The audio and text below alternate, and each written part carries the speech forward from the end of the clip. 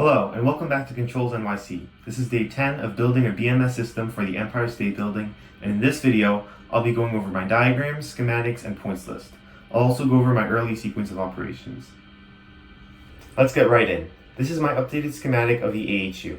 Last video, Jam gave me some feedback on my schematic and my points list, and he mentioned that I should have 2 filters as well as flow meters. I've added these and the necessary points on my list. Right here is the second filter, and these are the flow meters. I've also switched the static duct pressure sensor and the supply air temperature to reflect the pressure sensors that will be in the duct regulating the VAVs.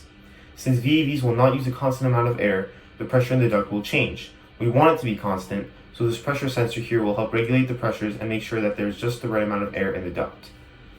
So as you can see over here, the supply duct static pressure and the supply air temperature have been switched.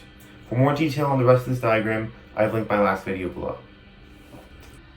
Alright, now onto the chilled water system diagram.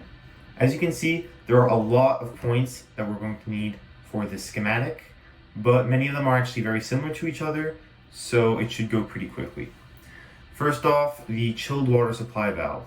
This is right over here, and this is going to be supplying water from the evaporator to the system. As you see, we have 2 different chillers here. This is in case one breaks, the other one can take over. And even if both are fully operational, only one is going to be running at a time, and they will swap out every so often. This can be done in Niagara with something called a lead lag runtime component. And this is why I have multiple chillers, multiple pumps, and multiple cooling towers. Anyway, chilled water supply flow rate and the alarm, the supply temp and the alarm, and the supply pressure and the alarm. These are these 3 sensors over here, and I'm going to be using these 3 sensors and with these 3 alarms a lot, so I'm just going to refer to them as the 3 sensors from now on. Now we have the AHU pumps, that should say a valve, so those are right over here, and what those are going to do is they're going to pump up to the AHU to cool to cool the air. They're going to be providing the chilled water for the cooling coils. And we have 2 pumps per AHU, just in case one breaks, we can get the water up there anyways. Now we have the chilled water return valve. This is this valve right over here. That is going to bring the water back into the evaporator so that it can be cooled down again. We have the chilled water return flow rate. So these 3 sensors over here with the 3 alarms. The chilled water return pumps valve, this one right over here. We only have 1 set of pumps because the water comes back in 1 single channel, but we still have 2 pumps just in case one breaks down, like we said with a lead lag runtime component.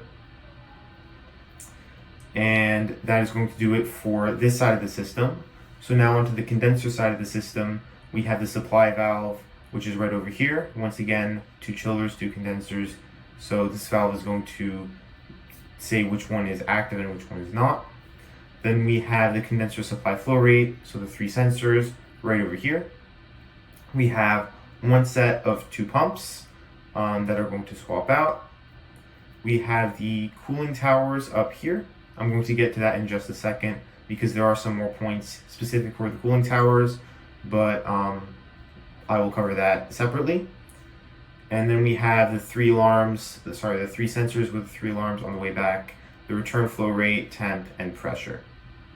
And as you can see, this is the condenser return valve, which is right over here, bringing the water back into the condenser so that it can get reheated. So as you can see, each pump has 3 points, and every single pump is the same.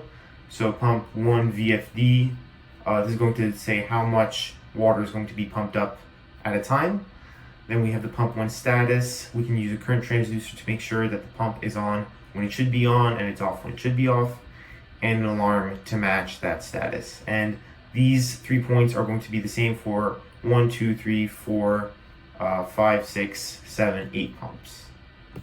Now for the cooling towers. I never actually covered these in much depth, so let's take a look at how they work before we look at my schematic. In the chiller, the heat from the chilled water is brought to the condenser and absorbed by this water. This water is then pumped up to the cooling tower, where a fan blows cold air over the pipes to cool the water and transfer the heat up and out. The cooler water is then brought back down to the condenser for another cycle. So here we have my very simple diagram and pointless for the cooling towers. All we need is the damper to open or close. We need the fans to be running, so we have a CT attached to that with an alarm just in case that they're not on and they should be, and we have a VFD to control the speed of the fans. And I've doubled the amount of points because there are 2 cooling towers. Now for the boiler system. The boiler system is very similar to the chilled water system, or at least the evaporator part. The only difference is these points over here, which control the VFD and the dampers for the boiler, which is going to control how hot the water is and make sure that the temperature remains constant. Other than that, we have virtually the same system, so I'll go through it very quickly. We have the valves here, the 3 sensors with the 3 alarms, going to 2 sets of 2 pumps that are going to be swapping out. So we have the valve here and the valve here. And then these are going to go up to the AHUs. The water is going to come back down through this valve here, the return valve, and back through these 3 sensors and back into the boiler. And we have, for every single pump, the same 3 points, the VFD, the status, and the alarm. And last but definitely not least, the VAV box. Here we can see a branch of VAV boxes that come off the main ducts. Since this is a VAV or variable air volume box, we're using the damper to change how much air comes into the zone to control the temperature. Now looking at the points, we have the space temperature, which is going to be right over here, and this is typically connected to a thermostat or something like that. Then we have our damper, which is right over here. And after that, the supply air temperature. This is going to be making sure that the temperature of the air that we're putting in is going to be constant, or not too hot, not too cold. Then we have the reheat coil. Reheat coil is sometimes in a VAV box, especially if they're on the perimeter. Here you can see that I have perimeter box versus interior box. So if these are connected to a room that is close to a window, we might have to reheat the air because some of that heat is lost to the outside. On our diagram, we can also see a pressure sensor, which is going to be connected to the AHU VFD because as the damper opens and closes, there's going to be different amounts of air in the VAV, and we need to make sure that the VAV gets the amount of air that it still needs. I've just mentioned zones a few times. A zone is the area that a device services. So in this case, a zone could be a room or a hallway. Going off VAV boxes, here we have the floor plan of the Empire State Building. Nearly every floor is structured like this or very close, which is good news. Anyway, here in blue we have the perimeter boxes, and here in green we have the interior zones. In the middle here we have the elevators, which are obviously not going to be serviced by VAVs. I've started working on my sequence of operations, and it is super complicated. I'm having a lot of trouble with this step, which I anticipated, but it's been a real challenge.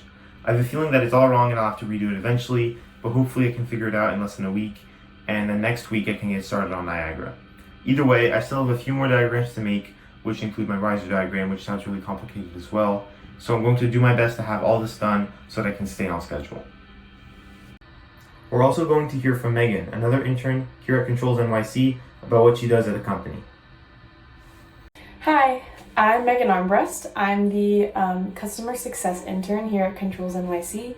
And basically what I do here is a lot to do with client relationships.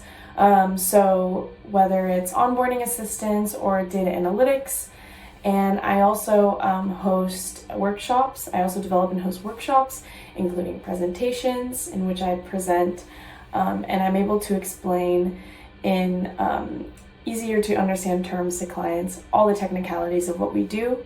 And in addition to that, I also design demos for some of our products.